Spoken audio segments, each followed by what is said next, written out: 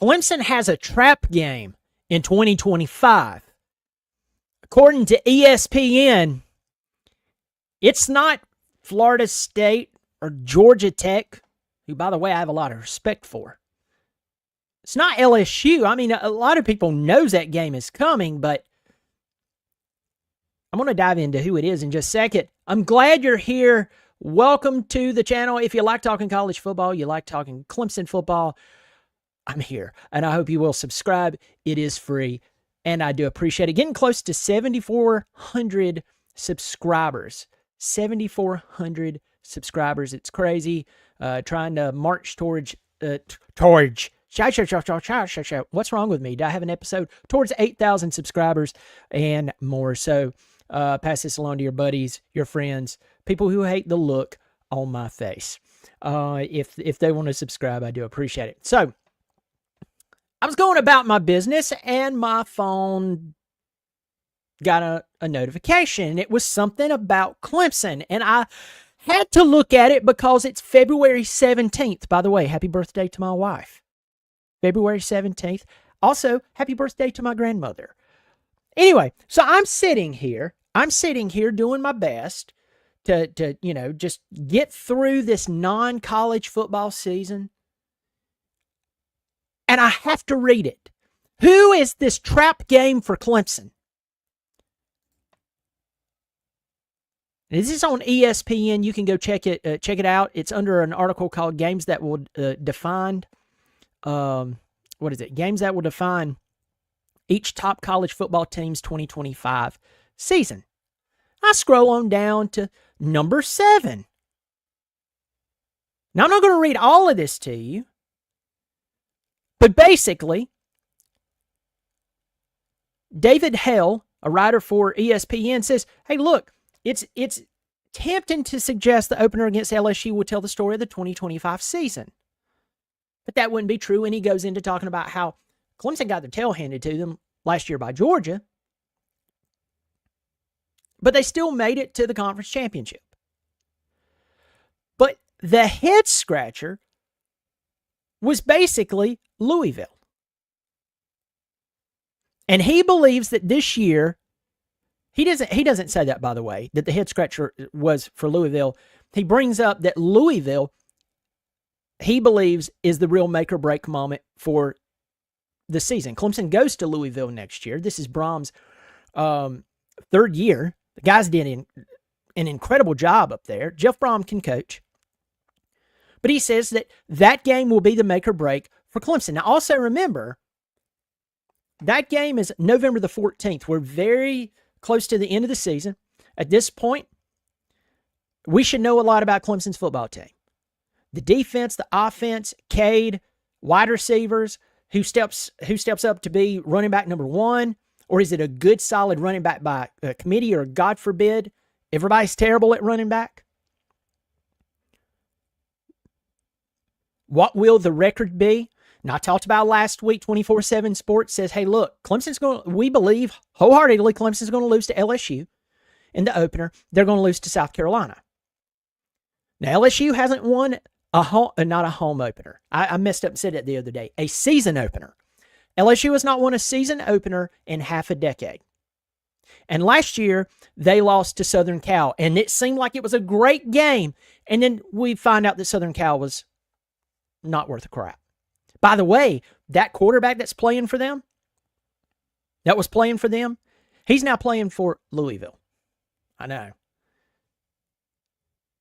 But they believe Clemson at home, most likely going to be a night game, is going to lose their season opener to a team that hasn't won a season opener in 5 years.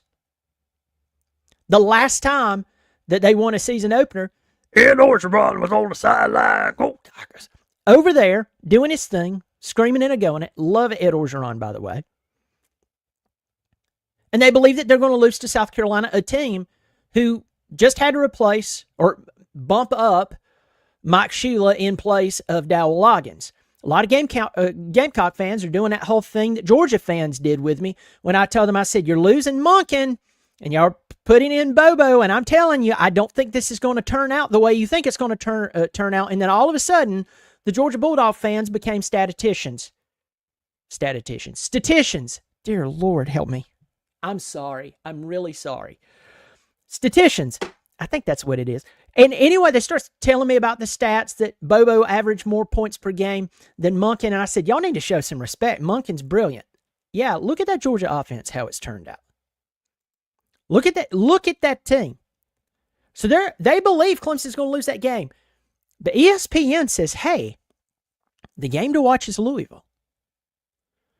Now, I'm going to tell you, I agree with ESPN that obviously LSU is not a trap game. A trap game is a game that the opponent sneaks up on you. They trap you. LSU is not that. South Carolina is not that. I agree that Louisville is a trap game. It's later on in the season, especially if Clemson's done very well up to that point. Or, God forbid, Clemson has kind of, if they're doing what they did back in 2024, where they farted around, lose to LSU, play some close games, then blow out everybody, and then they get to that Louisville game, and they haven't lost until the, except for the very first game, and in a few weeks they have to play South Carolina. You could see how that plays out. It's obvious. If you've ever watched college football or any sport that's worthwhile, you've seen this happen time and time again. Clemson basketball just went down this path 2 weeks ago. They played Georgia Tech and Little John. Georgia Tech's not good. They had Duke coming up that Saturday. They lose to Georgia Tech, which they had no business doing, turn around and beat Duke at home. And even though North Carolina is not North Carolina, Clemson turned around and beat them the following Monday night. And the Tigers beat Florida State over the past few days. But I'm just saying, those big games or those rivalry games coming up, it's easy to get your eyes out ahead of you or still looking back. It can happen like that. I agree that Louisville is obviously a trap game. And I'm still learning more and more about Louisville, and I'm going to reach out to some Louisville YouTubers. I want to have them on. I want to talk about this team because I think they're very important. But I want to add to that list. I believe Georgia Tech is going to be a game that Clemson needs to pay attention to, and they need to majorly pay attention to this game. Brent Key can coach football. And Georgia Tech is, 2 hours from Clemson? According to how fast you drive? According to traffic? And so I'm sitting here looking at Clemson's schedule for 2025. Week 3 is at Georgia Tech. This is Clemson's first road game. And I'll probably do a video on this later, but I would add Georgia Tech to this list. Easily. Add it to this list. So what are the keys to keeping your mind on the goal and not getting caught up into something that maybe happened a few weeks ago, or maybe getting a false sense of confidence to where you can start to look a little bit ahead? And I'm going to tell you what the key is. Focus. Every game means something. And I'll tell you this, I know that a lot of people in the college football world has pointed to the pros for years, and I get it. I wish Clemson had a preseason. I wish Clemson could play a couple of preseason games and then get into the season. I wish that. I would take that for every program in college football. That means more college football, and I believe we would see a better product on the field. But a lot of people, they've pointed at the pros and said, hey, look at the New York Giants that one year with Eli Manning. They barely got into the playoffs, got lucky, and went out and beat the New England Patriots, gave them their first loss of the season. They were about to be the only team to join the, 72 Miami Dolphins and being an undefeated football team. And guess what happened? This team that barely got into the playoffs won the Super Bowl. I get that. I understand that, especially on the coaching side. They're like, man, we have to be dang near, perfect. At the same time, folks,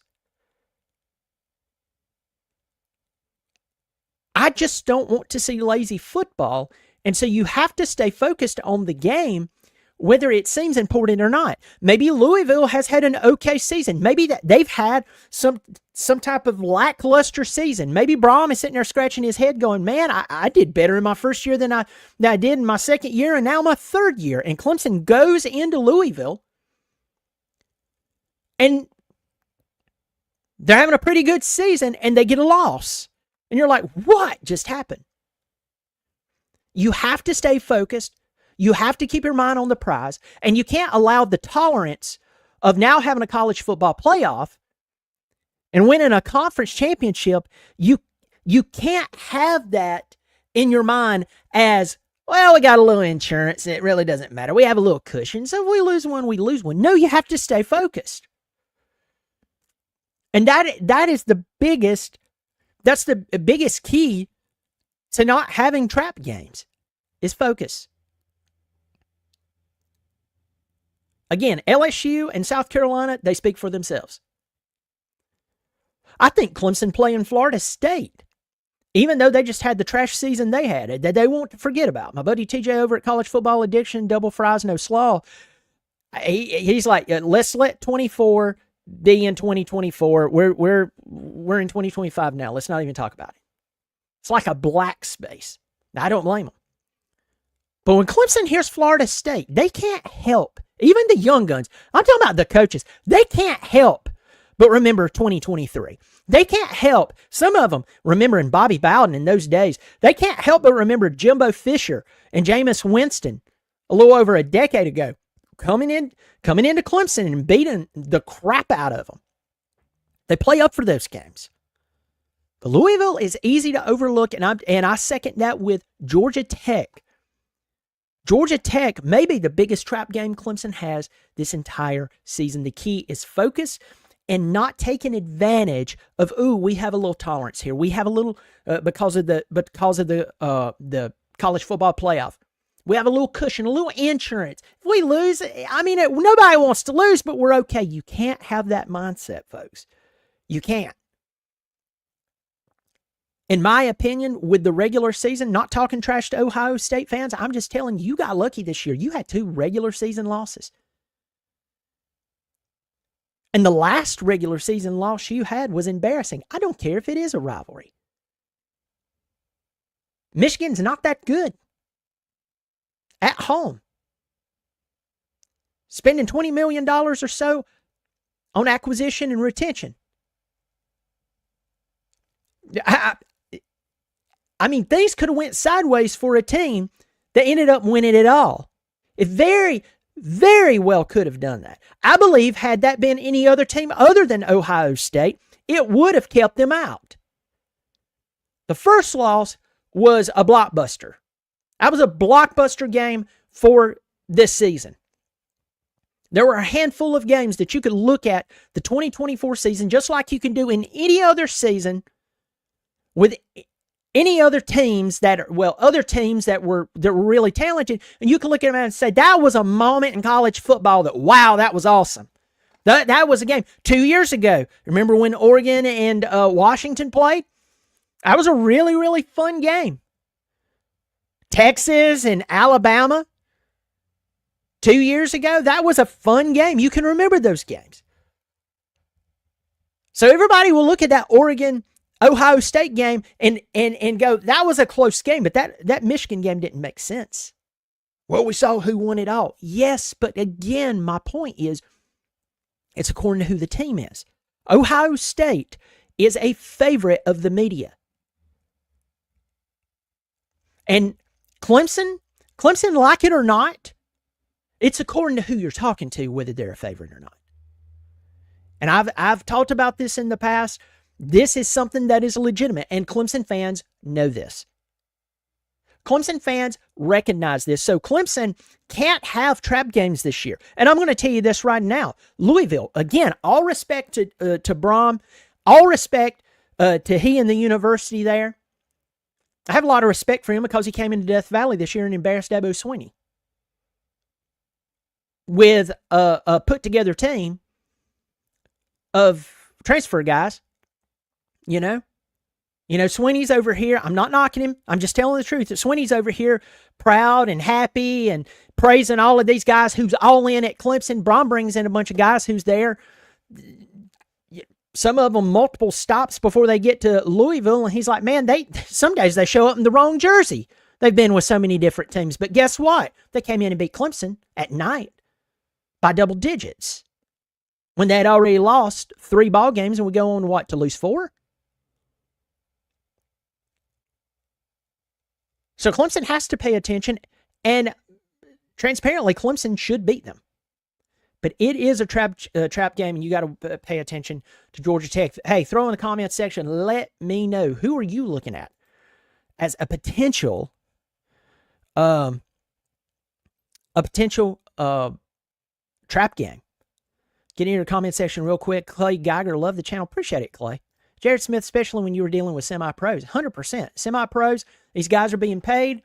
Everybody's happy about that. Everybody's thankful. But here's the deal. Always remember this, just in case you're out there in the world of business. What's funny is people don't treat college football now like a business anymore. It's one of the only if you, in any other industry, if you don't do well, they fire you. They criticize you. They put you on the hot seat. What I see in college football, not only with the players, but with the coaches who are paid ungodly money, you can do terrible and you have people coming out of the woodwork taking up for them. It doesn't make sense. It doesn't translate. It's not logical. But you are right. You want more money, there will be more expectation out of you. Oh, you want an NIL deal just because everybody else has an NIL deal. Great. How are you producing? And I take up for the players. Anybody who watches my show, I take up for the players. I will criticize coaches long before I criticize players. But players, they have skin in the game. It's a big deal. Jaden Butler, is it the Louisville game on a Friday night? Jaden Butler, I believe you're right, my friend. My memory serves me correct, absolutely. And I'm going to tell you this, Friday nights are weird for Clemson.